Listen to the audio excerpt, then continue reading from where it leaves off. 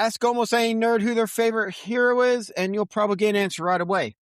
But ask them who their favorite villain is, now you're going to get a conversation. Because heroes save the day, but villains, they steal the show.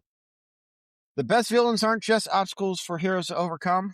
They're charismatic, unforgettable sometimes, and more often than not lately, they make a little too much sense. So today on Raw and Nerdy, we're talking about simple question with some very complicated answers.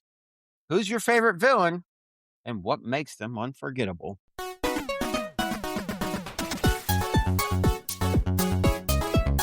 You are listening to Raw and Nerdy.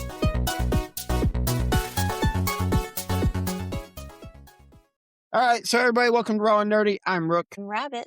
Hi. We have our favorite guest joining us today. So, as y'all know, Archon's out, and we are filling him in with guest hosts until he's able to come back from his really stressful life right now. So, hope everything's going good for you, buddy, and I hope to see you back soon. Anyhow, as you heard from the intro, today we're all about villains and what makes them great, who our favorite villains are, all that wonderful stuff. And right now, I have a list of a bunch of different villains. We're going to be talking about your typical Marvel DC, because everybody likes Marvel DC. But we'll also be touching video games, TV, movies, and books, because those media sources have a lot of villains that are just awesome if you really sit down and look at it. All right. So, are you Marvel or DC? Me, I'm like both. I've never chosen a side completely. But my favorite hero is Wonder Woman, so I guess that does put me on one side over the other, I suppose. I suppose so. That does make sense. So, we'll start with DC then, since yours is favorite is Wonder Woman. My favorite hero is Hawkeye. So, Oh, yeah, I did not know that about you. Cool. Yeah, Hawkeye is my favorite because he's very non-superpowery. A normie. A normie. So, on the DC side, you got some very memorable villains. You have Joker, Darkseid, General Zod, Harley Quinn.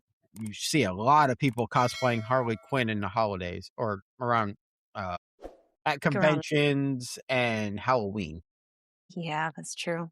Never see anybody really play other villains because, growing up, it's all about the heroes. That's true. I kind of got swept up in that whole thing. I've always been siding more on the hero side than ever really wanting to relate to villains. Oh, yeah. And then as an adult, we're all relating to the villains more than the heroes. Yeah, it's weird how that changed over the years. All right. So I always think about it. I'm like, what makes the villains of DC memorable that I tend to like? I do like the Joker, depending upon who portrays the Joker. That's The interesting. Joker, yeah, it is. The Joker in the comics is actually really dark if you actually read the comics. But I prefer villains who are really intelligent and that actually have common sense in their plans. But there are some out there that are pretty good, like Darkseid. Darkseid's actually a really good one for DC. He is the ultimate villain in DC outside of Batman. Oh, Yeah. General Zod is superhero. Wow, I can't talk today. Superman's main enemy as well. Now this is comics. But Harley Quinn, everybody loves her for whatever reason. yeah. My daughter, that's her favorite right now. Exactly. See? Well, because Harley Quinn is probably the most relatable out there. Her and Joker, they're both quote unquote psychotic, but they're more like what you expect to see these days from people. Yeah, I think they're kind of portraying a lot of the average social unrest that's going around right now is kind of spreading like wildfire, and it's interesting how they kind of portray that, and Hmm. all those raw emotions that just go with it, and the chaos of trying to just survive in this world, and it really does change you just making it from day to day. It forces you to be something else Hmm. entirely. Yeah. That's probably why a lot of people also like the Batman universe, anyways, because it is darker and shows a darker side of humanity versus uh, uh, Superman or uh, sorry, I'm having to think DC. I don't watch a ton of DC. uh, yeah, outside of a few of those, the Batman series is more about, in my opinion, the everyday enemy in the city versus your uh, universe devouring enemies.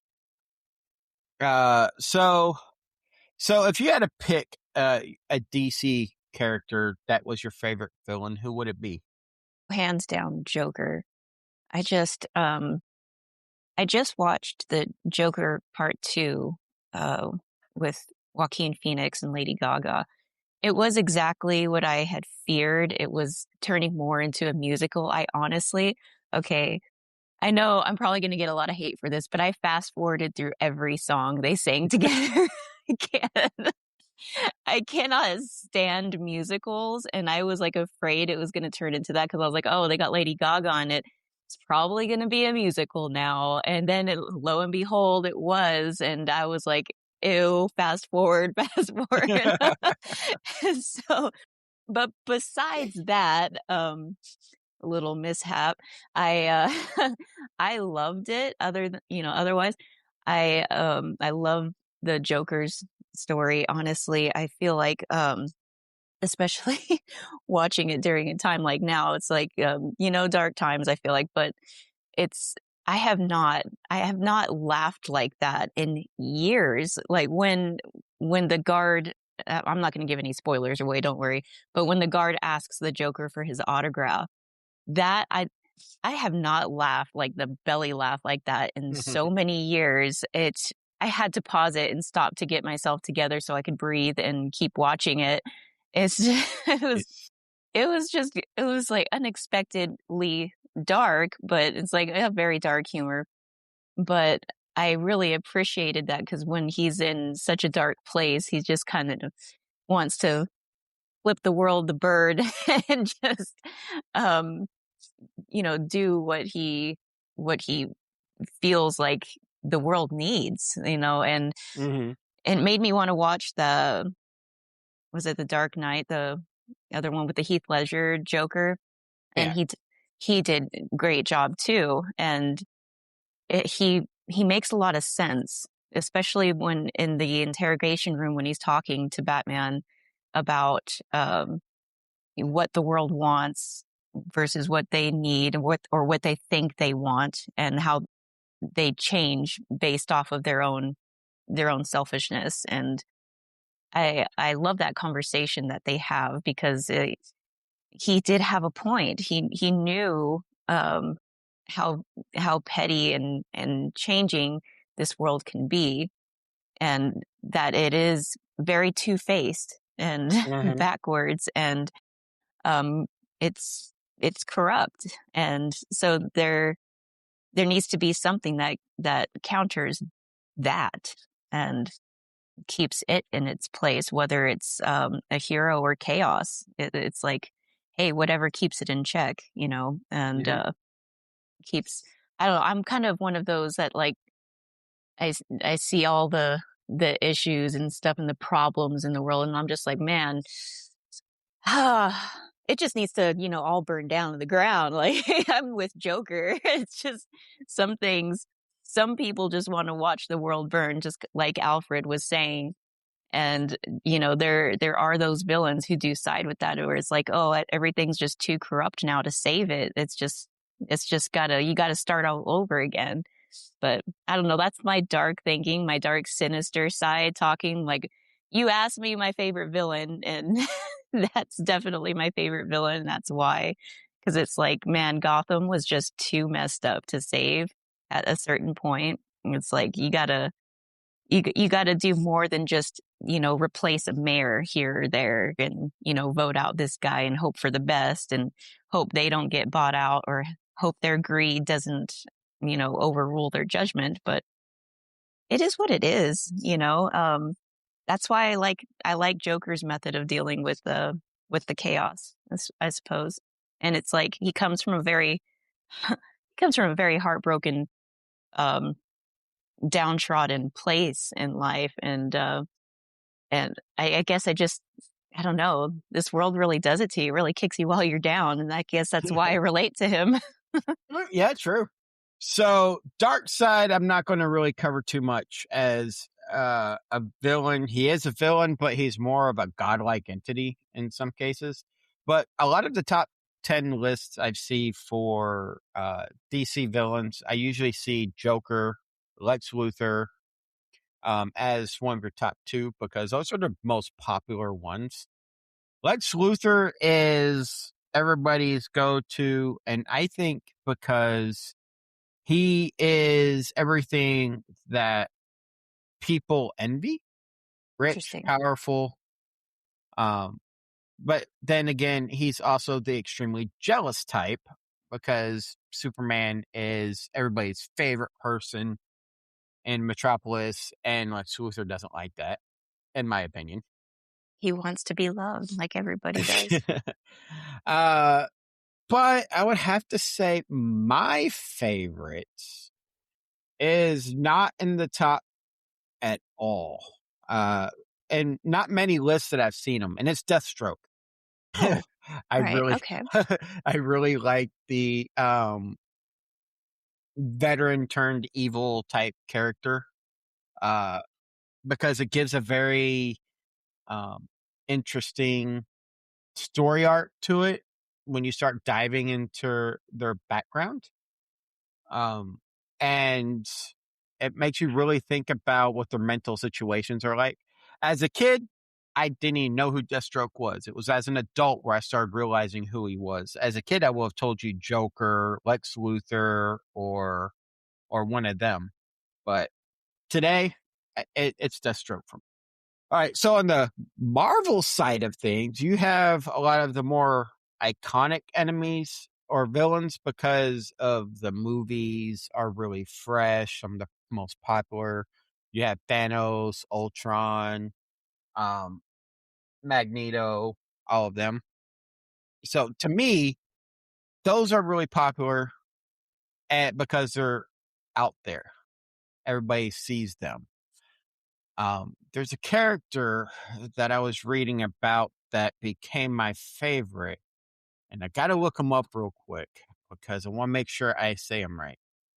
Uh, yeah, that's him. So my favorite Marvel villain, I liked Ultron, because who doesn't like a robot that's on a murder, that's evil? Um, Mag Magneto, I like from the movies because he just pulls all the iron out of a guy's blood. Super overpowered. Mm-hmm. Thanos, I didn't really like Thanos that much. Yeah, I did not like him. I was totally like rooting against him, and I loved Iron Man, so you know, I'm gonna hate Thanos forever, even though there was certain concepts that I could agree with, if but I just feel like the execution was done poorly by, you know, by his judgment. Mm-hmm. There, yeah, it's like I could almost side with him, but then he just kind of botched the whole delivery because I think he's a douche. So what can I say? Yeah, but I do love Magneto. Gosh, even in the more recent um, live action movies that they've been doing, yeah, he's one of my favorites. on that side. Oh yeah. I would say, this is a tough one because some of the characters I don't really think of as anti-heroes, or I think of more as anti-heroes versus villains, but I would have to say, uh, Bullseye. Uh, he came out in Daredevil number 131 in 1976, and he was one of Daredevil's arch nemesis, like along with Kingpin. And I like him because he's a psychopathic assassin. The way he's described in the Wikipedia is a psychopathic assassin and marksman capable of using almost any object as a lethal projectile. And anytime I create characters, in D&D, that's what I try building. So I just identify with that. That's what you relate to the most. That's interesting. Yeah, it's very interesting because I look at characters in comics and whatnot. Now, don't get me wrong. If we're going strictly comics on this section and not just Marvel and DC, I would actually choose Lord Zod from the Power Rangers Dark Horse comics. I think it's Dark Horse. Gosh, I haven't heard of that in a long time. I mean, I was able to get my oldest daughter into Power Rangers, and she was like obsessed with them for a long time. Sorry, Boom Studios, not Dark Horse. I got them backwards. Okay. So they're really dark. I mean, Power Rangers get brutally beaten or killed in the comics, and Lord Zod in the comics is actually very dark compared to the way he was portrayed in the TV series and the way he was portrayed in the just TV series. Um, but then again, the comics have come more recently versus the TV series with us growing up. So I like Lord. He's actually probably going to be one of my top favorite ones, but we'll see at the end. Okay. So we're still figuring this out. We're still figuring this out as I'm going because I have put a week or 2 weeks worth of thoughts ever since it popped up in our Discord that we should talk about our favorite movie monsters and urban legends. I came up with the idea, hey, why not our favorite villains? And then I've been thinking about it ever since we had that discussion offline. All right. So there's a lot of media out there. A lot of our generation growing up as adults now played video games. So if you had to think of it, who would you think some of your top video game villains are? Gosh, help me brainstorm here All right, I on some put games. let's see, the Lich King. Oh, that's a good one. Oh, I knew because you it's would recognize that one instantly. that is a good one because he wasn't wrong. Him and Garrosh, I don't think did anything wrong. I'm one of those. Then I put Handsome Jack from the Borderlands series, the Elusive Man from Mass Effect 2, and then Sephiroth from Final Fantasy 7 are the ones I put on this list as examples of villains in video games. Sephiroth, if you ask a lot of people who play the Final Fantasy games, that will be the first one. If Archon was here, I bet you that would be the first name he mentioned. Now, I was more of a Cloud fan than I was Sephiroth, but I love Sephiroth's theme song. I was like, why does he get like the best theme song? I wasn't a big fan of Sephiroth, but I was deathly afraid of him though. Like, he's a scary bad guy, and and he has the coolest theme song. That's what a lot of people, when you mention Sephiroth, the first thing they say is his theme song was awesome. The One Winged Yeah, Angel. yeah. He's actually up there on my list of video game villains. Only because of the way they wrote the story in Final Fantasy VII really made you like him and then hate him. Yeah, they're good at that. Oh, yeah, that's how you know you did a good job storytelling. Uh, Other video games I've played, they have simplistic villains. Like I played all the Pokemon games, pretty much. except for Z to A. I haven't played that one yet. Um, and most of them, you have Team Rocket. In all the early generations, you have Team Rocket. They're not that great of a villain.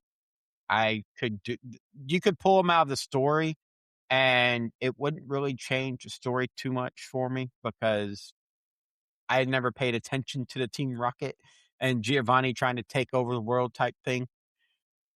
Oh, you got to admire their consistency. Yeah, true.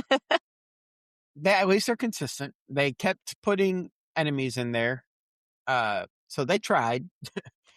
Um, let's see. Video games I've played. You have uh, Skyrim and the dragons.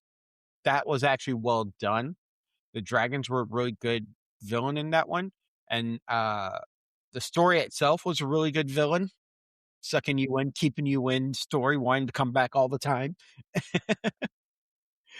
Let's see, what other games have I played that I really liked the villain? I really liked not so much a villain, but in Halo, the Flood Mastermind, the way that that character was fleshed out as a villain in a story really made you realize how well written it was, in my opinion. I actually really liked that character. I hated the Flood with a passion because they were an annoyance, but that character was really well fleshed out. There's just so many games I've played. That's the problem. Played so many games, but I did like the Lich King. The Lich King was a good one. Oh, well, my heart really goes out to the Lich King. Honestly, Arthas was.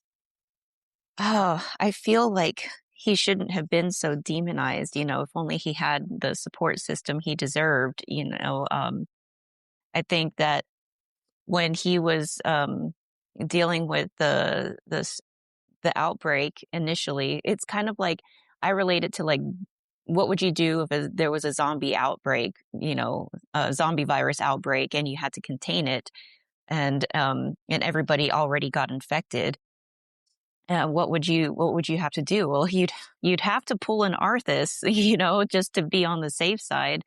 And he was just willing to make those hard choices. Like he knew what he was up against, and people were wanting to Jaina and the rest of them. They were wanting to side on the side of caution and take the safe route, which, y'all are going to get everybody killed, trying to play it like that. If you're not willing to make those hard choices of Mhm. eliminating the threat, at its source.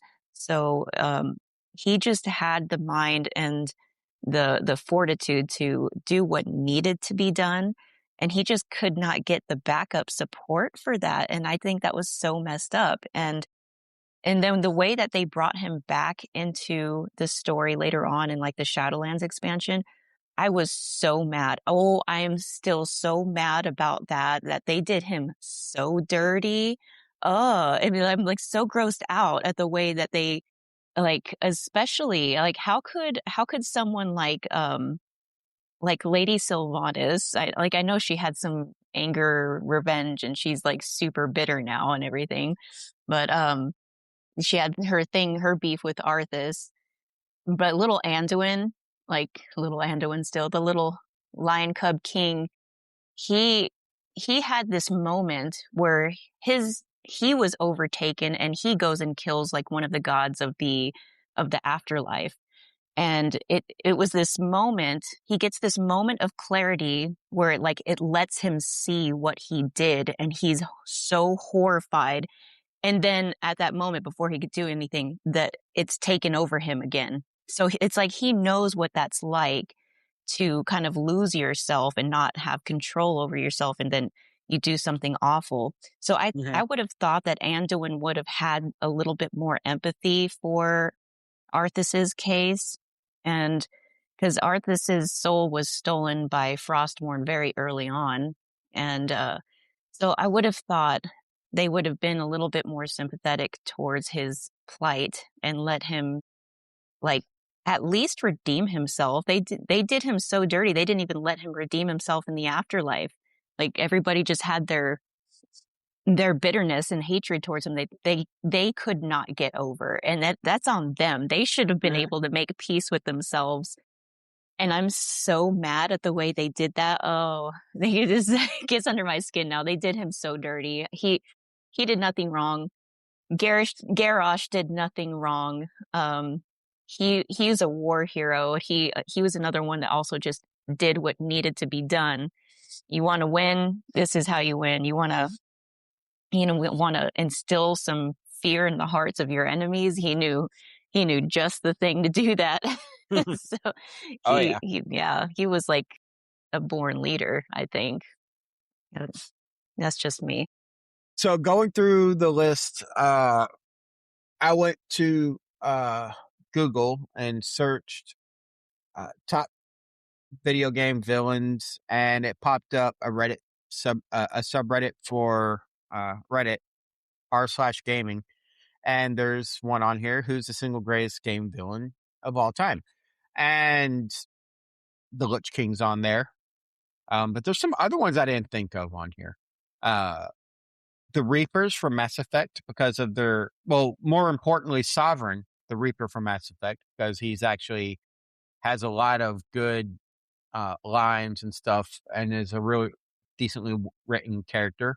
GLaDOS from Portal, that is a psychotic robot that doesn't seem psychotic at first. Uh, and then, of course, Bowser. And I like the comment for this one because it says Bowser. It's been over 35 years and they still can't figure out how to stop him from taking Peach. He sure knows how to get it in there. Yeah. Gotta hand it to the guy for his, again, consistency. Mm-hmm. My God.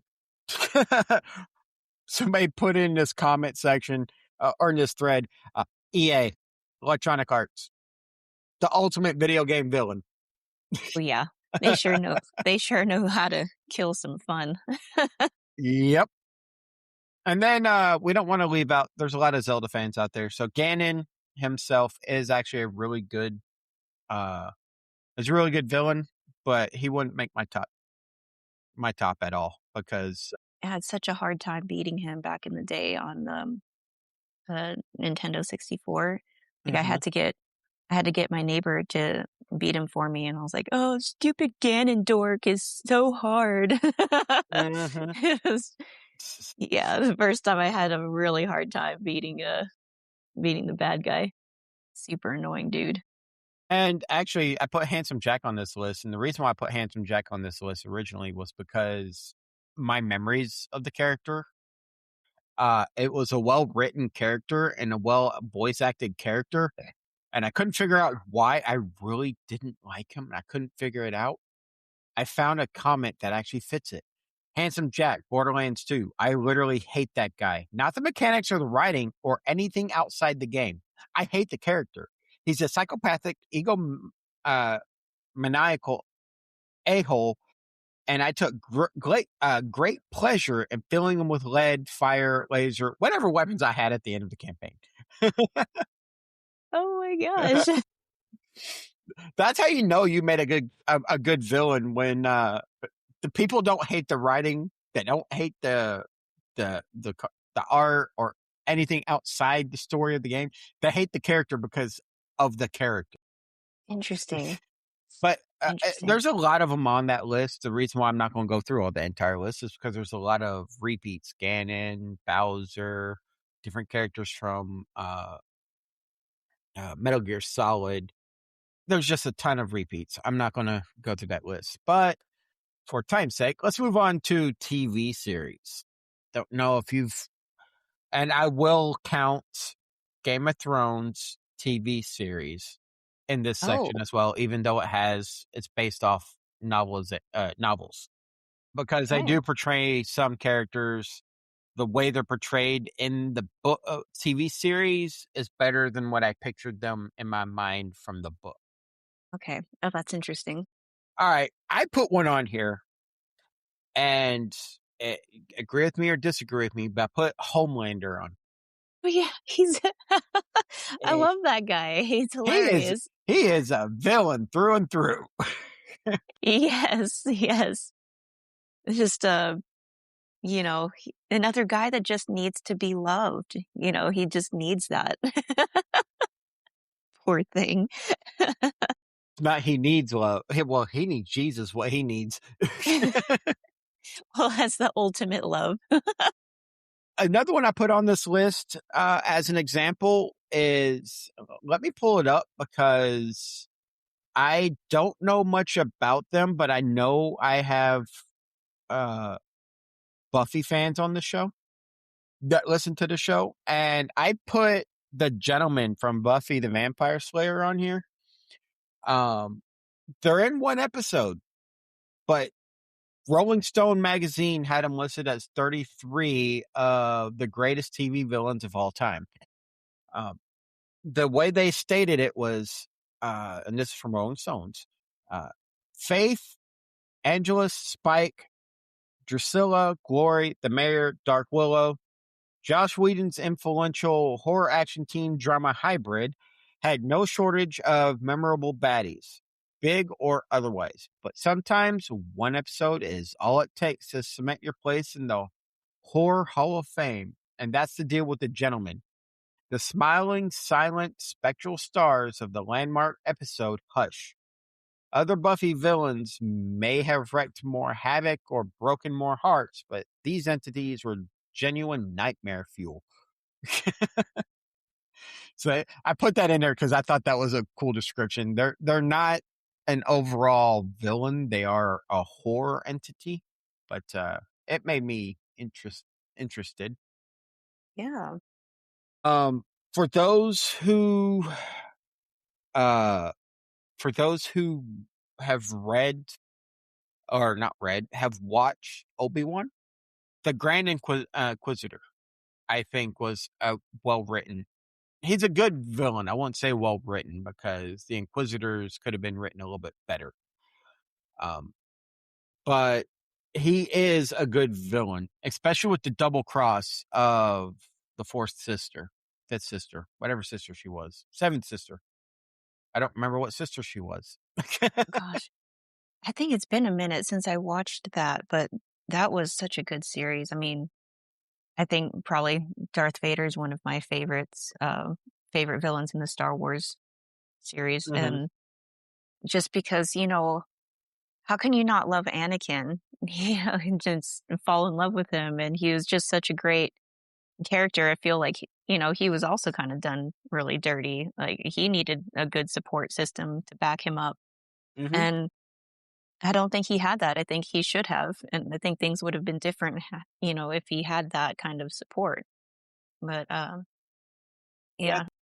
The Grand Inquisitor, though, when you actually watch the Clone Wars series, you'll see how well written that character is. Obi-Wan did the character dirty compared to the animated series. It's actually, he's a really good character. I really liked him. Intelligent, evil, all of that rolled into one. But Darth Vader was a good one. Uh, when I think Star Wars, I think Darth Vader usually as most people's go-to. I could be proven wrong. As I just said, the Inquisitor is actually a really good evil villain. Uh, Another one that's actually really good is Thrawn, Grand Admiral Thrawn. Okay. Uh, but uh, don't leave out Palpatine. Palpatine's a really good one. You really see it. What makes him a good villain, though? Because I don't like bad guys just because they're evil. It's like I gotta. More so before he's called Palpatine all the time. Um, I'm thinking more along the lines of when he is a senator and the way he's playing, uh, what's it called? The way he's playing the Senate and everything. Uh, Darth Sidious is a really good, the manipulation, the way he just guides everything, the whole war and everything, the way he wants it to get extreme power. That is the way he does that in the movies. The way Palpatine just operates in the movies, behind the scenes, playing Anakin against the rest of the Jedi. He did a good job with that, playing in on his fears and whatnot. Uh, See, it's that bugs me about bad guys. I hate the manipulation factor and the being two-faced, and I'm like, "Oh, you that's so, like, low, sneaky, two-faced." Like, I like more, I guess, upfront guys that are just they are who they are very openly, kind of like, Anakin had to become. Like, he's tired of playing that game, so he Mhm. just went for it, and kinda like, Darth Maul also, probably. Darth Maul's a Um, good one. he is a bad dude. I liked him. He is just cool fighter. You see him when you see him more in. Uh, I recommend watching Maul Shadow Lords. Remember, that's also an animated uh sh- series. It's actually the first season, which is out right now. It came out this year. I highly recommend it. It's actually a good series. Um, it ties more into his backstory of him being going into the crime boss style of stuff. But his character is actually a really good character to follow as a villain. In some cases, you actually you're rooting for him because he's well written and they've put time and effort into that character. So I actually really like it. Uh, I but gotta watch that. there are times where I like the intrigue of Palpatine, but there are times where I want a in your face villain. But the intrigue is what makes some villains interesting and more relatable because the way they go about doing things. One character in in TV and streaming services that was portrayed in a way that made me hate the character even more than the books did. Joffrey Baratheon. Oh gosh. Well, that actor did such a great job, Hmm. you know? I don't think anybody could have personified that character better. Um, I hate that he got so much hate for it, though, like, in real life. Oh, that poor kid. How do you know you did a character well? People won't separate the character from you in real life. Yeah, that's so sad, but he was good at it. Hmm. He did his job very well. He's a very hateable character, and, Yeah, it was his mannerisms, his the way he carried himself, the way he said things, the way he put his, pronunciation the way he pronounced certain things and put his emphasis on certain words just to make it sting a little bit more. He was yeah. so good at that. Gosh, that little prick. Uh, I had the Lannisters as a general statement on the list originally, but then I deleted it and just put Joffrey. But Cersei can fall on that list as well. One person I cannot put on that list though, and the reason why I removed the Lannisters from the list is because I like Tyrion and I don't find him as a villain. I love Tyrion. I mean, Dinklage playing him did a great job. Yes, absolutely. I loved, when they actually kept to, the book series. I loved his dialogue. He was just so yeah, his everything that he said was like poetry. Even Hmm. with even with his first conversation with Jon Snow, it was still all just poetry to me. He spoke beautifully, and then Dinklage also just he knew how to bring that out in his character and really emphasize his intellect. I love that about him. Yeah. And I hate that once they started going off of the book, you could tell, like, they just dumbed him down. I was like, he doesn't sound like him anymore. Doesn't sound like Tyrion. It sounds like a less intelligent version of him. Like, how are we regressing here? That's what happens when people who have no idea or don't pay attention to the how a book is written, and then as they start losing reference material, they have to go on their own. And because they weren't paying attention, now they have to fill in the gaps, and it's a lot less than what it could have been. Lame. Um, but there are so many. Littlefinger's another one that's a good villain, but he's more of the intrigue type. Um, there's just so many villains in that story. Well, I know. Yeah, depending upon what point of view you take the books from. that's true. There are so many villains in that story. Let's go into Star Trek because we touched on Star Wars. Star Trek has a few good villains in it. One of them for me is going to be I put the Borg on the list because they are the ultimate bad guys. Um, in some series, but the Dominion, uh, the Dominion from Deep Space Nine, and the way the changelings operate and whatnot, and the mystery behind them until the story starts unraveling, really makes them good villains because there's a lot of uh, it really they really drive the point of pushing Starfleet to its utmost limits to where uh, they're having to go against their own ideals to actually try winning this while trying to hold on to those ideals. But there are a lot of good individual uh, villains in that story. One of them being, I forgot his name, but there's a guy that makes Cisco go almost on a world ending uh, story arc because the leader of the Maquis has just pushed him over the edge. And that's when that character is written that well, it's a really good character. But there's also the movies, which we'll get into, that have good characters.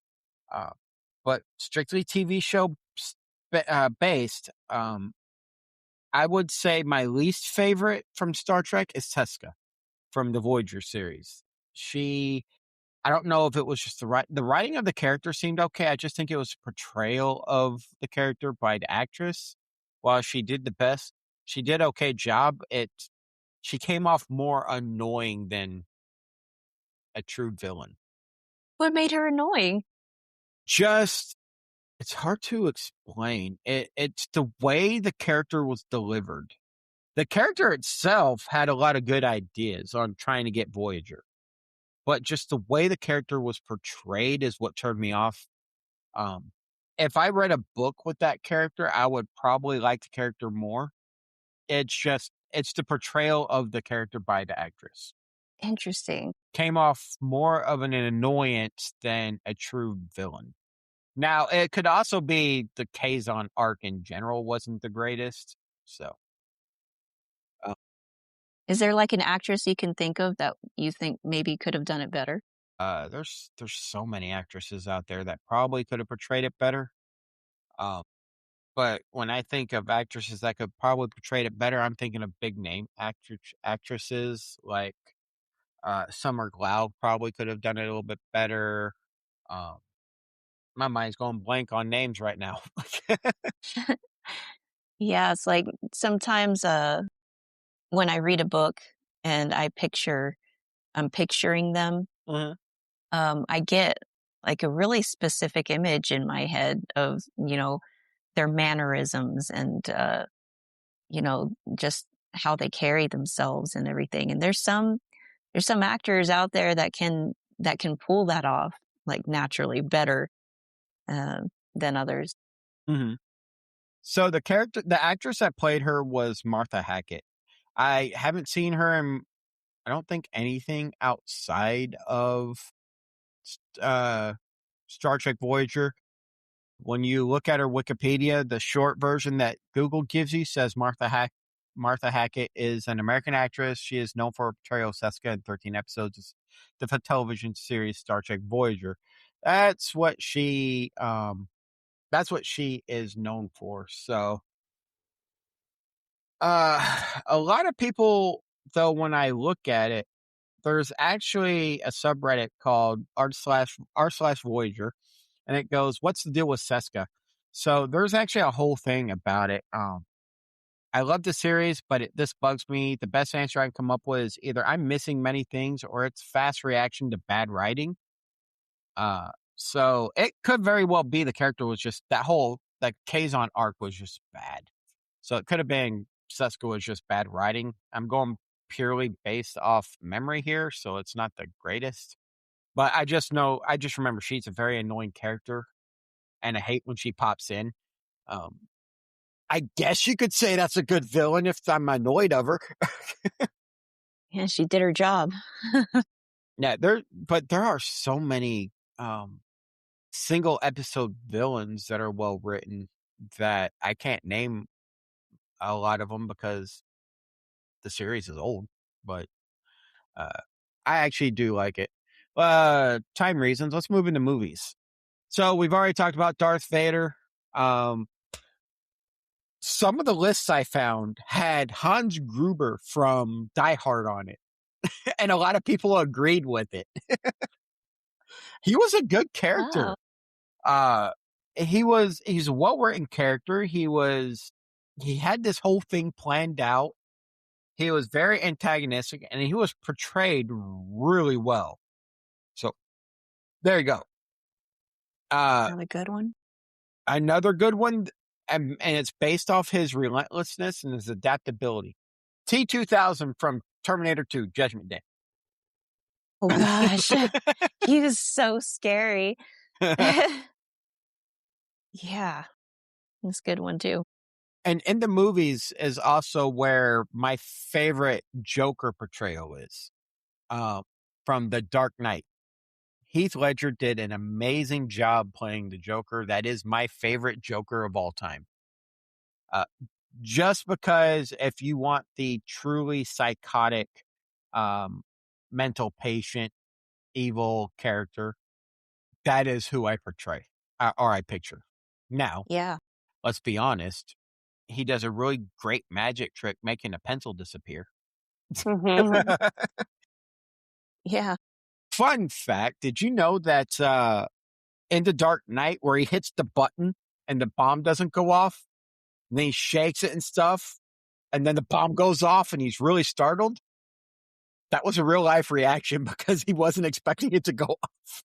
Yeah, there was some kind of malfunction or something on that, Mhm. and he just went with it naturally. Just good thing, like he was staying in character, and he just kind of dinks around with it playfully, and Mhm. that was just it was perfectly done. I love like all of his improvisations, and I think it was because he took that role so seriously and trying to get it ingrained in him as being, really absorbed in the character. And Mhm. he really took that on. He got like obsessive over it. He stayed in an apartment away from his family during filming and he kept like a journal or a diary during that time, and he was like getting in his own head and trying to really get into character and stay in character Mhm. and really just dive into that, which is, it could be kind of dangerous doing that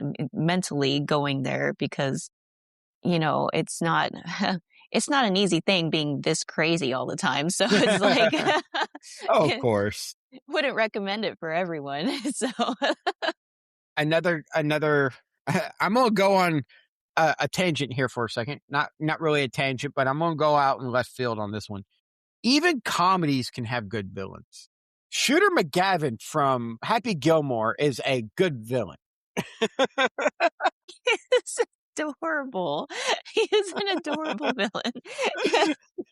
Gets really jealous that somebody who prefers hockey over golf is better at golf than he is. Yeah. But I saw that on a list. I was going through.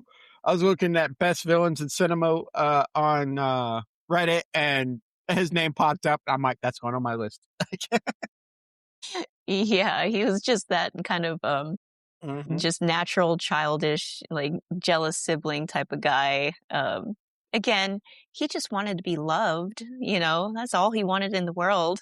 Oh He yeah. wanted to be the best.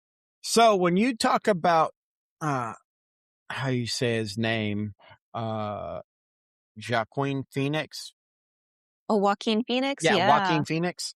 I don't think of him. Yeah, he was the Joker in that movie series, but I don't think of him in that. I think of him in Gladiator.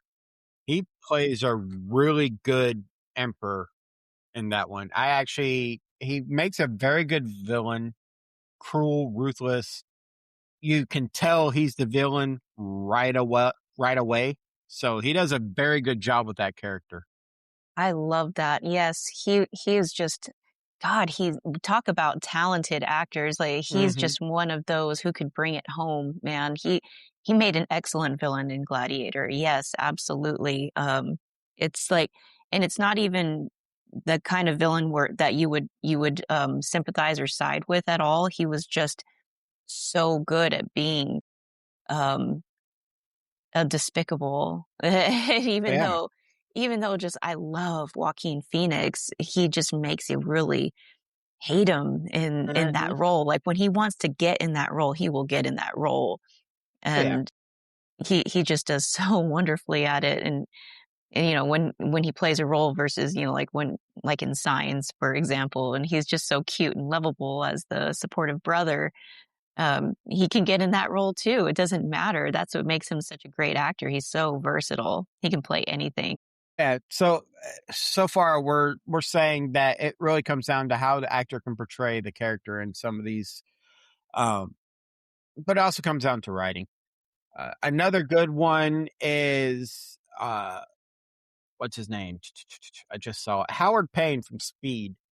That movie shows how you don't even have to be present on and actively fighting the hero of the story.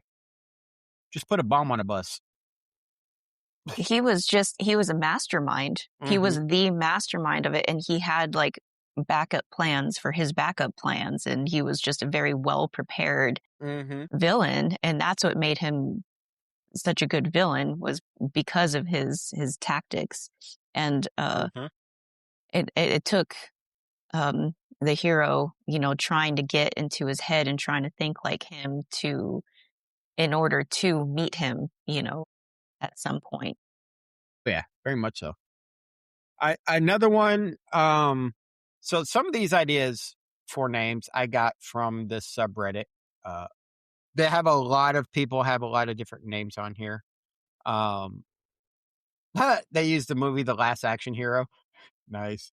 Uh, but they have a lot of different diverse characters from movies in here uh, that could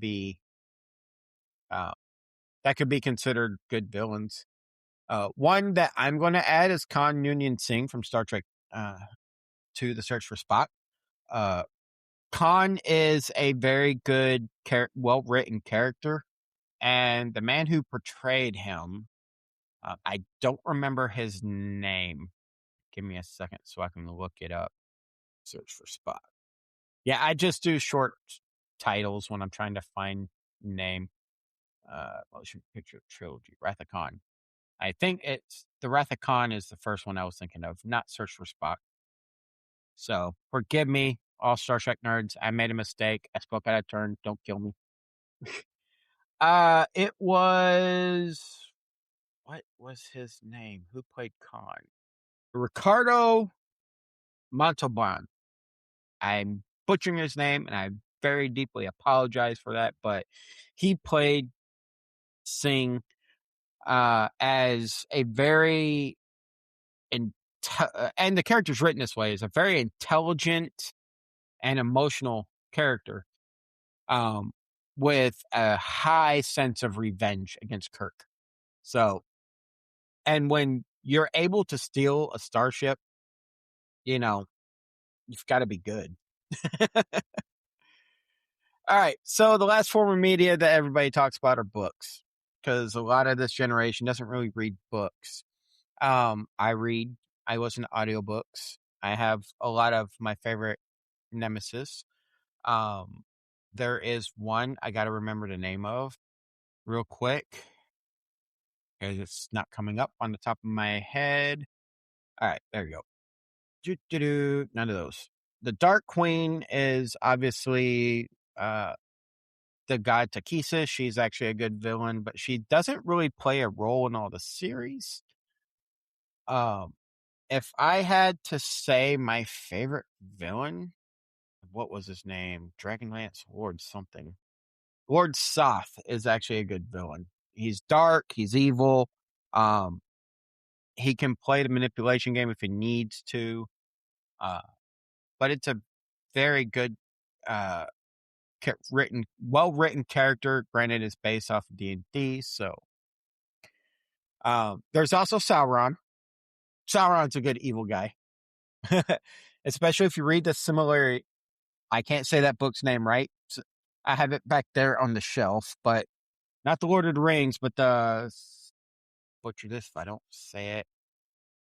You're not talking about the Rings of Power series, or are you talking about book series? It's a book.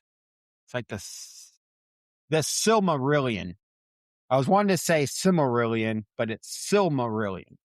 It's actually a bunch of the lore all crammed into a book, and that's where they got Sauron's backstory from, and it's on point with how the story goes down, but he's actually really evil. Yeah, I'll have to get into that one. That's another good one to jump into, another good book series or a book in general. Because I really like the way honestly, I liked the Rings of Power, and getting more of the backstory, to how we got up to um, Lord of the Rings Mhm. and in that time, more in that time, and it's good to know like how it built up to that point and how we got there in the first place, and so that was really interestingly done. I just liked getting more of a full scope of the story, and it made me want to go back and play. Oh no, now I'm blanking here.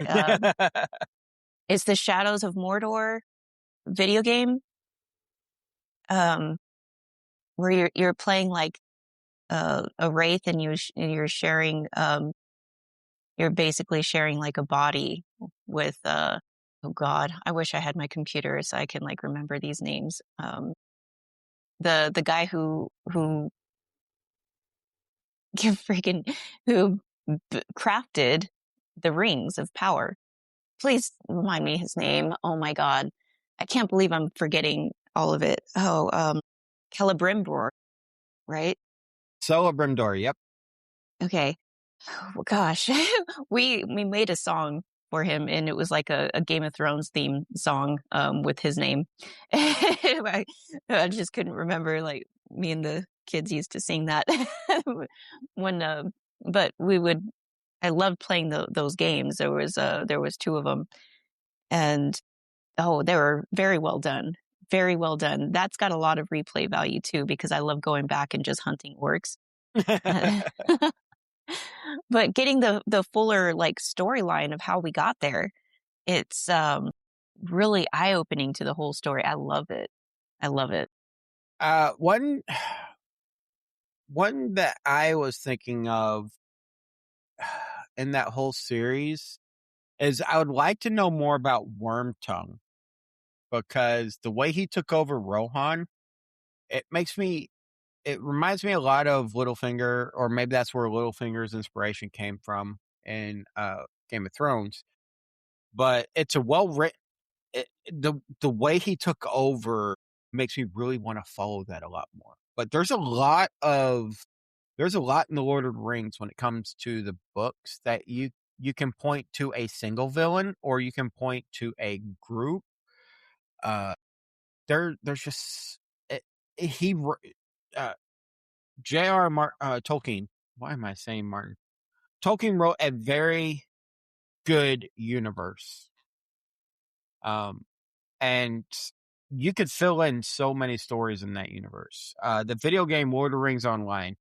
I didn't mention it because I didn't think about it, but that game has a lot of good villains in it. The Witch King of Angmar. I really like those. So anything in Tolkien's universe, I want to say has really good enemies. Now we're going to switch from Tolkien though, and we're going to go to Harry Potter. Oh. And the reason why is because I'm not coming up with more people than Sauron and Saruman. And my mind is just drawing a blank because it is early morning. Yeah, no, I'm still waking up too right now. All right. So the reason why I want to go to Harry Potter is a lot of people will think the Dark Lord is Voldemort is a top villain, and I'm going to say no. After a bunch of research into this one, the one I find cited more hated than Lord Voldemort is Dolores Umbridge. Interesting. Yeah, she is the way it's stated is she's the embodiment of relatable, small-minded, and bureaucratic cruelty hiding behind a pink cat-loving exterior. And when you can actually see that in people or in a character, and it's stuff I've noticed when it comes to memorable villains and villains that people really like or hate or think are the best villains because of how much they're hated. It has to do with being able to relate to that character and see how it ties into whatever day of society, whatever's going on in society at that time. And being and in most instances, a small-minded character that's a villain can seem like the best villain because they're small-minded. Uh, they play the bureaucratic games well, or you can just relate to them, and that's what I'm seeing from her is she's relatable. But Interesting. I got some other ones in here, but I don't know. Outside the books I read, I don't know many novels. I'd have to do a lot of research to find what people are saying. This list is more so a discussion between you and I about what we think is actually a good villain. So that brings me to the ultimate question. Who is your favorite villain from any media? Right now, it's I think just because it's fresh, um, having just watched Joker 2, that he's he's my favorite at the moment. But like of all time, I would have to say Arthas. He's just one of those guys who I never saw as a bad guy. Um, I completely sided with him on all of the things that he was trying to accomplish. I don't know if I guess Illidan was sort of considered a bad guy, but I never saw him as a bad guy. I've always agreed with like God, I would follow him into battle any day. I would never question the master. Like he was just always right. He was always um just another one of those who always had to make those tough decisions. And I don't think the dude got enough support for it. And so I never saw them as a bad guy. I just wholeheartedly believed in their cause, and that I don't know if that's what makes a good bad guy or not, if they can bring you onto their side That that or not. that is the description of a good villain in many cases is it's so relatable and you start rooting for them versus the heroes of the story. That's a good point. Okay. Um like for me, when it comes to villains, I'm gonna say Darth Vader, and it's the company of Anakin Skywalker up through Darth Vader. And it's because of everything that led to Darth Vader becoming Darth Vader and his resentment for the Jedi and all that because of the philosophies and the actions of Jedi led Darth Vader or Anakin to become what he is. He wanted the power to save Padme. He wanted to be able to love and marry someone he cared about, even though the Jedi forbade it in most cases. Did it happen? It had to have, because there's too many stories out there. I would like to think even the Jedi Masters didn't follow the Jedi Code as to the level they were supposed to. No, man. I feel like the whole Jedi Council is one of those cases where they were just blinded by their own sight, and they forgot the whole point of what they're supposed to be doing there. And Anakin would have been a good reminder of them, like what your purpose is. Mm-hmm. Like it's all these other added rules that they started throwing in there were just kind of muddying the waters of their whole purpose, in my opinion. That's why I think if I was to be a Jedi, I would be a gray Jedi, more like what Ahsoka does, because I don't fit in. I believe sometimes you gotta fight fire with fire. And I also think there is a point where uh, you have to have some sort of rules to follow and whatnot and guidelines to follow, but they shouldn't be set in stone as long as you can manage to handle it. And the people that you're with can say, hey, you're going too far, back off. And then you got to be able to look at yourself and be like, you're right. But when it comes to villains, Darth Vader is the embodiment of a relatable character that wants the fall of Anakin and the rise of Darth Vader is a relatable story through and through.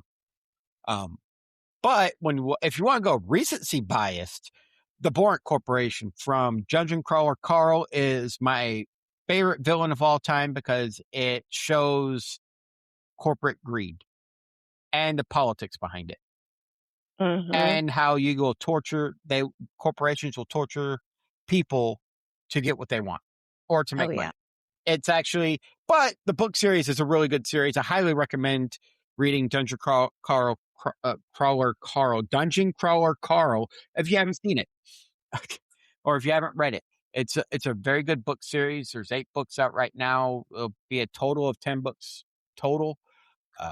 The voice acting, I highly recommend the audiobooks because to me, the audiobooks are what make the book great because Jeff Hayes does a dang good job of narrating those books. All right. Okay. You were worried if we were going to be able to get an hour out of this show. We're at an hour and 10 minutes. Whoops. All right, everyone. I want to thank y'all for joining us today. If you want to reach out to us, please hit us up in the Discord. Rabbit's in the Discord every once in a while, too. You can hit us up at discord.gg/raw podcasts. If you want to email us on anything business related, hit us up on our email. Raw, man, my mind just went blank. Podcastraw@gmail.com. And if you're watching this on YouTube, please like and subscribe. That helps us out a lot. I'm trying all these different formats just to see which one sticks. So it's still a work in progress. I'm trying to put more effort into this than I was before. So work with us a little bit, please. I hope y'all have a great day. And from me and Archon, y'all stay nerdy. Bye, guys.